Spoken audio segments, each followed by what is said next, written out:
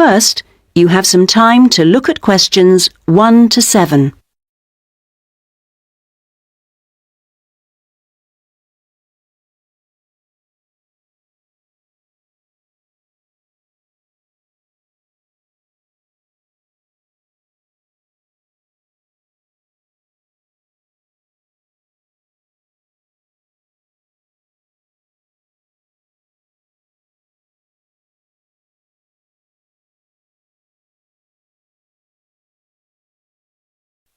You should answer the questions as you listen, because you will not hear the recording a second time. Listen carefully to the first part of the conversation and answer questions 1 to 7. Hello? Hello, this is Hilary. I'm calling about the house. I'm moving in next week. Oh yes, Hilary. This is Judith. I met you when you came to look at the house. Yes, I just had a few more questions I wanted to ask. Of course. Well, first, about the rent. I realise I didn't check what it included. Yes, that's important. It includes most things. We don't have to pay extra for heating, for example, just for the telephone, which is fair enough, I suppose. Local taxes are part of the rent, so that's not a worry. That's fine. Then I remember I should have sent my letter of reference to the landlord by now, but I haven't got his address. Yes, you should get that off right away. Address it to Mr. Crawley.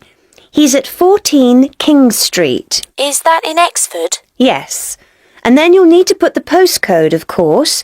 It's AP12 7QT. Got that. Thanks. I also realise I don't know exactly what the house has in the way of equipment. Is there a microwave, for example? There isn't. None of us feels the need. Oh, fine. I'm sure I can do without one too. What about a hairdryer? Maybe you should bring one, if you need one. I'll buy one, yes. And TV? Oh, yes. We've got 2, in fact. Was there anything else? I just wondered if there were any rules. Not really. We share the cleaning, things like that. We do have to be careful about loud music. Yes. So we've agreed that there shouldn't be any loud music after 9, and that we don't play music at all in the living room after 10. Up to 11 in your own room's okay, as long as it's not too noisy. That sounds good. And is there somewhere safe I can keep my bike? That's difficult. To be honest, lots do get stolen round here. We haven't got a garage, so we tend to park ours in the garden so that they're hidden from the street. OK. Now, I hope you like cooking. Yes, I do. Do you all have shared meals? Not very often, actually. But when the weather's good in the summer, we like to have a barbecue together, which we do each Wednesday. We tend to go out at weekends. Sounds fun. Before you hear the rest of the conversation, you have some time to look at questions 8 to 10.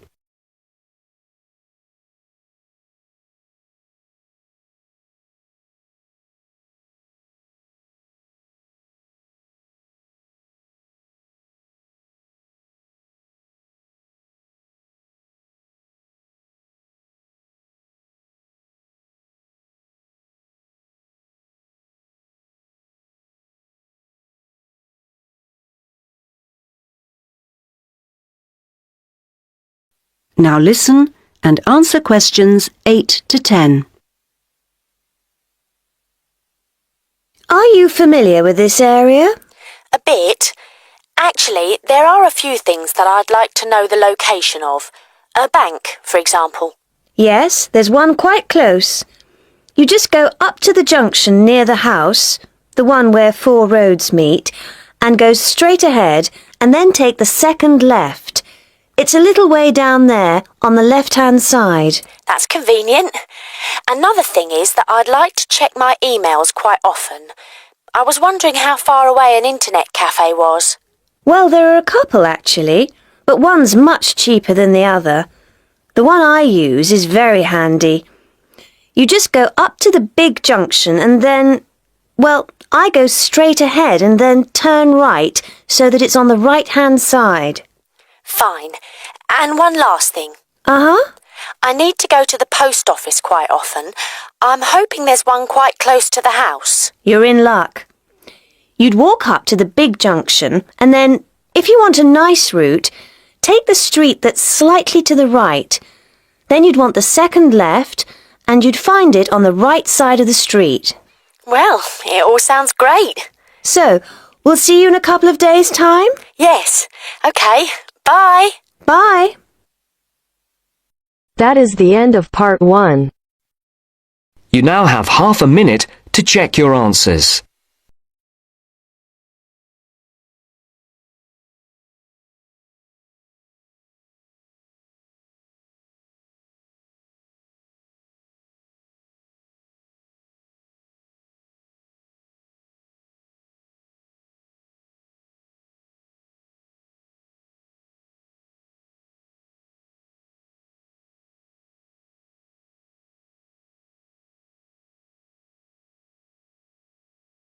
Now turns to part 2.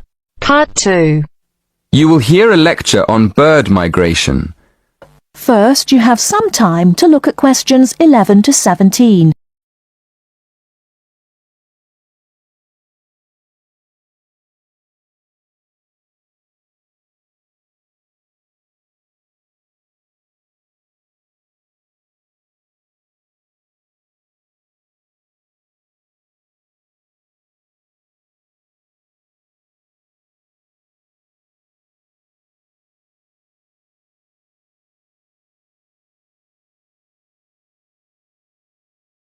Now, listen carefully and answer questions 11 to 17. My lecture this evening will focus on the migration of birds. That is, how birds fly in big groups from different parts of the world at certain times of the year. In the first part of the lecture, I'll talk about the reasons why birds migrate, when they migrate, and which parts of the world they migrate from and to. To start with, why do birds migrate? Well, there are two main reasons. One, they migrate to look for food, and two, they travel to parts of the world that are more suitable for breeding. In fact, these reasons are closely linked. As you can imagine, when birds are breeding, they need extra food to feed their young. And in the spring, in the cooler climates of Europe, there is a lot of food for birds, especially insects. So, generally, during the spring, birds fly up from the tropics, which are hot, to cooler climates in the north. They stay there for a few months to bring up their young. And then, when the weather in the north gets cold in the winter, they fly back to warmer climates in the south. Now I'd like to talk a bit about how global warming has affected bird migration. One of the effects of global warming has been to make the spring come earlier in the northern regions of the world. When spring comes early, the plants and insects that birds need to bring up their young are also available earlier. Research has shown that quite a lot of birds have started to migrate earlier because of higher temperatures. But unfortunately for some species, this hasn't been early enough. What I'm saying is that birds that are travelling a long way for breeding may arrive too late to find enough food to feed their young, and their population drops drastically. Scientists are currently researching more about this. Before you hear the rest of the talk, you have some time to look at questions 18 to 20.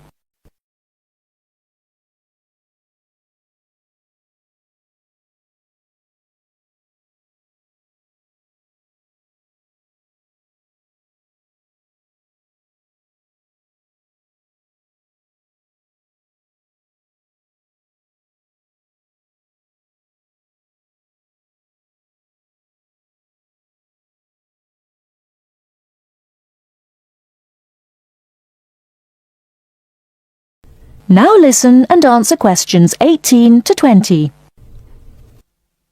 Now, I thought I'd finish by just briefly describing a few different patterns of migration.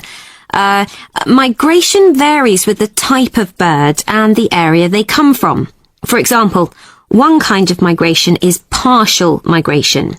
This means that some birds in a particular species will migrate and others won't. It usually depends on how the weather affects food supplies, and very often happens in the tropics. In another migratory pattern, a bird called an Arctic tern migrates the whole length of the globe from the North Pole to the south. The Arctic tern travels between 12 and 15,000 kilometres each way when it migrates in a complete circle around the world. It's quite amazing. Right, and lastly, I'd like to mention a pattern which isn't nearly as spectacular, but is very interesting. And this is the way many birds migrate across North America. In this pattern, the birds fly northwards in the west of the country and then back south again in the east. So, if you imagine it, they're actually migrating in a circular pattern, like the hands of a clock, not in a straight line, as we might think. That is the end of part 2. You now have half a minute to check your answers.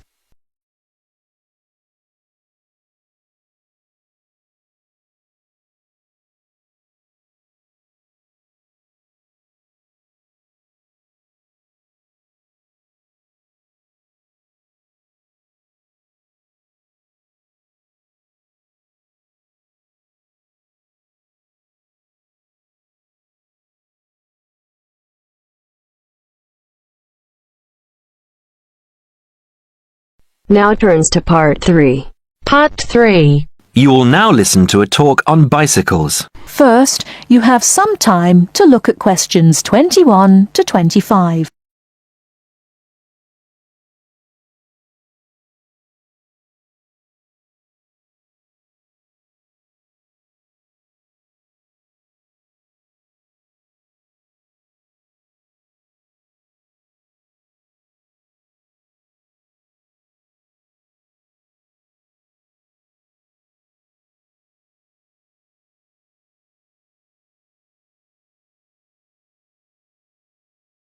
Now listen carefully and answer questions 21 to 25. Today, we're going to talk about the latest bikes for professionals and novices. There's something to suit everyone from price to function. The Atlantis is a touring frame. It's also perfect for commuting and trail riding, and anything short of super fast road riding. The tubes are stout, to take touring loads and trail abuses. The tyre clearances are majestic, so you can fit tyres up to 2.35 inches. It's designed for cantilevers or V-brakes. If you have to limit yourself to just one bike and you want to be able to ride just about anywhere, this is the bike to be on. It is our most popular model for just that reason, and there isn't an unhappy Atlantis owner in the land. The Rambouillet, our all-around road bike, is available either as a frame with fork and headset for $1,400 or as a complete bike for $2,300. Compared to the Atlantis, it is a lighter frame, not intended for loaded touring or rough trail riding. As a road bike, it has side pull brakes. The Quick Beam is our version of the single-speed bike. We've done it a little better though. The crankset has a 42-34 combination, running an 18-toothed freewheel cog in the rear. And the rear hub is threaded opposite the drive side, so you can install a fixed cog of your own choice. In essence, you can have 4 speeds on the Quick Beam if you choose. The Quick Beam is available as a frame with fork and headset for $900, or as a complete bike for $1,300. This is a rugged, versatile bike that you can ride on the road as well as on rough trail. Before you hear the rest of the talk, you have some time to look at questions 26 to 30.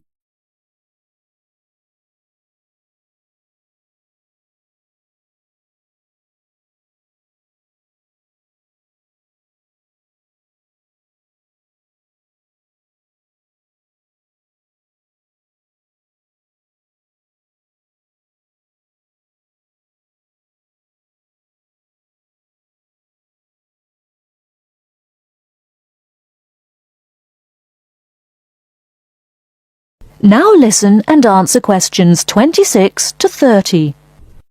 The Saluki is our roadish, light-touring, randonneuring frame. It's designed for 650B wheels. If 650B means anything to you, you'll either love it or think it's marketing suicide. If you're new to 650B and a follower, you won't want it. If you're new and a rebel, you will. Now, I'll just talk a little about saddle comfort. The road bike, for the most part, has turned into a high-tech, uncomfortable machine, and the proof is all around us. Look through any bike magazine or catalogue and you'll see the saddle up to 6 inches higher than the handlebars. It is impossible to be comfortable on such a bike. It forces you to lean forward, putting more weight on your groin, hands and arms. People ride these bikes with straight, locked-out arms and wake up with aching backs. They endure it, get used to it, or buy recumbents. When we custom design a bike for you, you'll be able to get a comfortable position. Your back will be between 45 and 50 degrees, and there will be a noticeable bend in the arms. And most importantly, your arms won't be supporting your body weight. You won't have to look up to look ahead, because you won't be hunched over and low. That means our bikes are more accessible for riding on the flats, or even for short climbs. We consider this when we design and build your custom frame. That is the end of part 3. You now have half a minute to check your answers.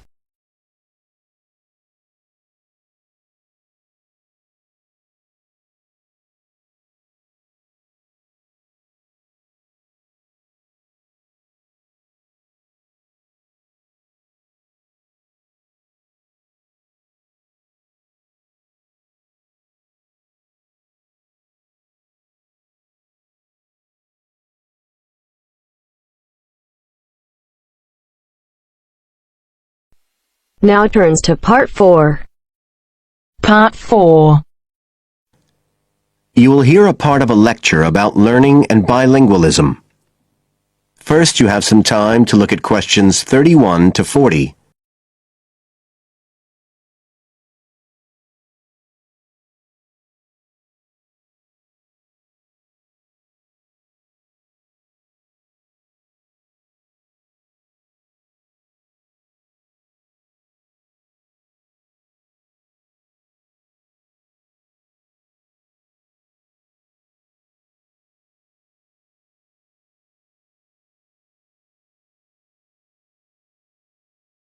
Now listen carefully and answer questions 31 to 40. When we look at theories of education and learning, we see a constant shifting of views as established theories are questioned and refined or even replaced, and we can see this very clearly in the way that attitudes towards bilingualism have changed. Let's start with a definition of bilingualism. And for our purposes today, we can say it's the ability to communicate with the same degree of proficiency in at least 2 languages. Now, in practical terms, this might seem like a good thing, something we'd all like to be able to do. However, early research done with children in the USA in fact suggested that being bilingual interfered in some way with learning and with the development of their mental processes, and so in those days bilingualism was regarded as something to be avoided, and parents were encouraged to bring their children up as monolingual, just speaking one language. But this research, which took place in the early part of the 20th century, is now regarded as unsound for various reasons, mainly because it didn't take into account other factors such as the children's social and economic backgrounds. Now, in our last lecture, we were looking at some of the research that's been done into the way children learn, into their cognitive development, and in fact we believe now that the relationship between bilingualism and cognitive development is actually a positive one. It turns out that cognitive skills such as problem solving, which don't seem at first glance to have anything to do with how many languages you speak, are better among bilingual children than monolingual ones. And quite recently, there's been some very interesting work done by Ellen Bialystok at York University in Canada, She's been doing various studies on the effects of bilingualism, and her findings provide some evidence that they might apply to adults as well. They're not just restricted to children.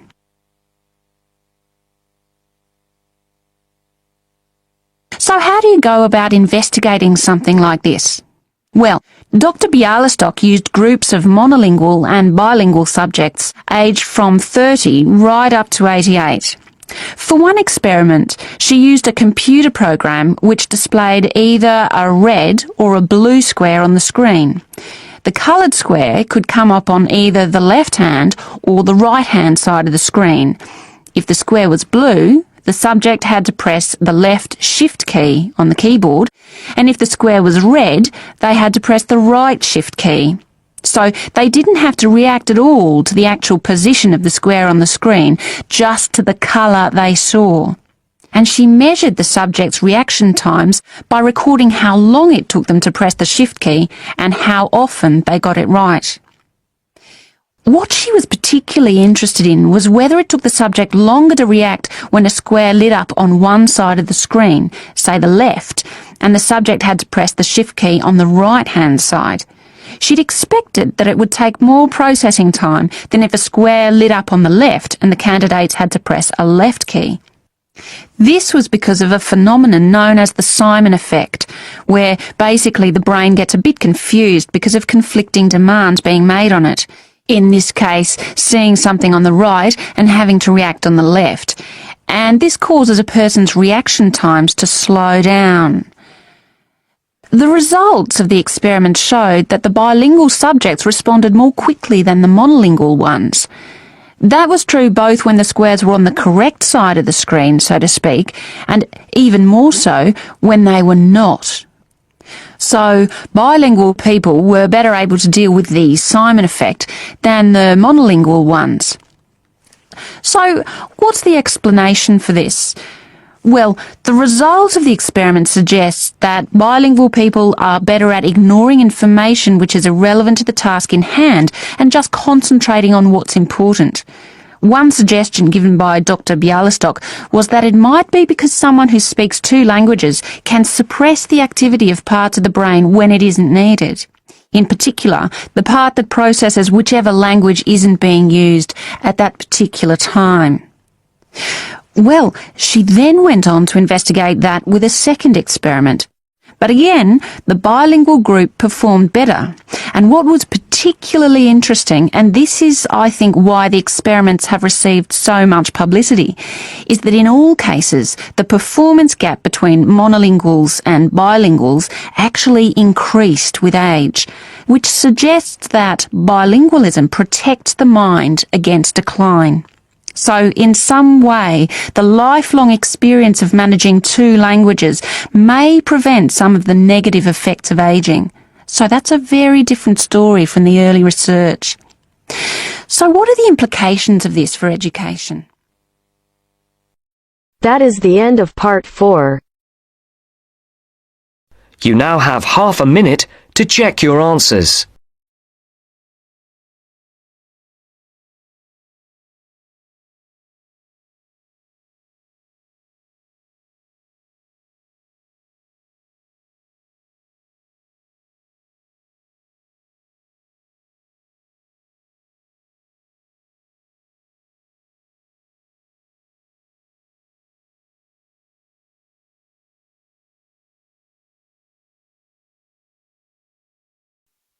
Give it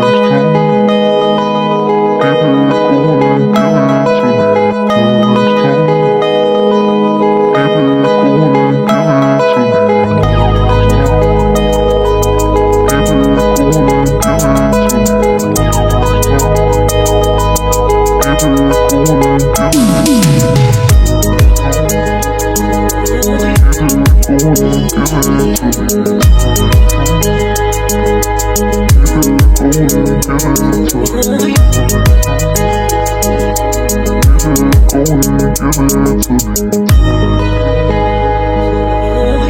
me.